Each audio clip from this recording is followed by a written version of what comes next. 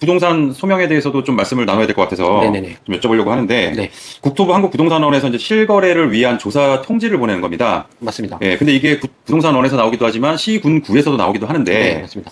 그러면 이제는 등기를 마치고 나서 소명서가 뭐 바로 나오는 경우도 있고 네. 수개월이 지난 다음에 나오는 경우가 있고 네. 아니면 심지어는 수년이 지났는데 나오는 경우가 있다. 네네. 그렇다라 그러면 이런 건 어떤 의미로 봐야 될까요? 일단은 부동산 거래한 뒤에 국토부나 한국부동산원은 실거래 금액이 적정한지 조사할 권한이 있습니다. 그래가지고 그 과정에서 이상 거래로 판단되면 매수인이나 매도인 그리고 중개사 셋한테 소명 거래를 요청하는 거거든요.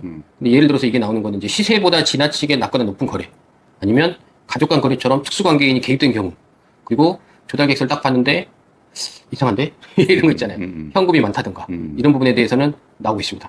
그렇군요. 네. 그래서 이제 소명이 나온다는 것은 무언가 문제가 있다거나 네. 아니면 그 지역 자체가 뭐 그렇게 보여지는 경우 그럴 수 있죠. 뭐 그럴 수가 있는 거겠죠. 네. 근데 이제 단순하게 거래를 했다는 이유만으로도 올 수 있다는 얘기들이 또 돌아요. 네, 맞습니다. 예, 그 요청에 대해서는 어떻게 대응을 해야 되나 그리고 어떻게 생각하시는지 궁금합니다. 무엇보다도 이제 첫째는 전 시간 말한 것처럼 자금 조달 계획서를 잘 쓰는 게 중요하고, 또 하나는 소명 요청이 나왔다 그러면 나에게 이것이 왜 왔을까를 고민하는 것보다는 그냥 대응을 하시는 게 맞다고 생각하시면 됩니다. 네네. 무엇보다 중요한 거는 이제 정해진 기한 내에 성실하게 소명을 하셔야 되고, 보통 한 7일에서 10일, 2주 정도의 기간을 주거든요.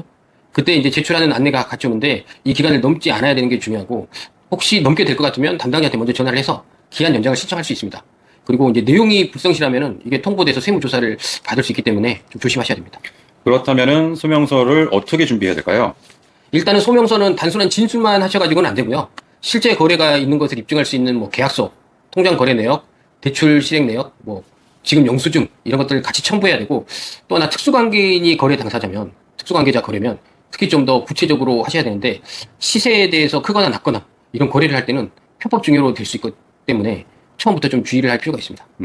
이 부동산 뭐 시세나 이런 부분들에 대해서는 국세청도 감정평가를 활용한다라고 이미 얘기를 했기 때문에 네. 주의하셔야 될 것 같고 실제 사례가 좀 있을까요? 네, 많습니다. 예를 들어서 특수관계자 거래 같은 경우에 자녀가 부모한테 시세보다 좀 낮게 아파트를 매입했는데 국토부가 요청해가지고 조사를 해서 분석을 했더니 저가 양도 문제가 걸려서 국세청에 통보되고 수천만 원의 증여세랑 가산세를 추징한 사례가 꽤 있습니다. 예, 그러니까 아까 전에 네. 제가 방금 말씀드린 것처럼 감정평가로서 네. 정확하게 근거를 국세청도 제시한다. 이렇게 볼 수가 있겠고 변화한다? 뭐 이렇게 보면 될 것 같고요. 네. 마지막으로 소명을 받으시는 분들께 꼭 해주시고 싶은 말씀이 있으신가요? 네.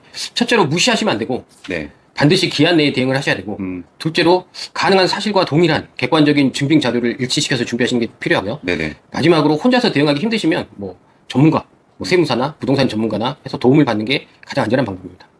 근데 잘못 안내받으신 분들도 꽤 되시더라고요. 근데 전문가를 잘 찾아가셔야죠. 아, 예. 알겠습니다. 예, 오늘 세무사님 말씀 감사합니다.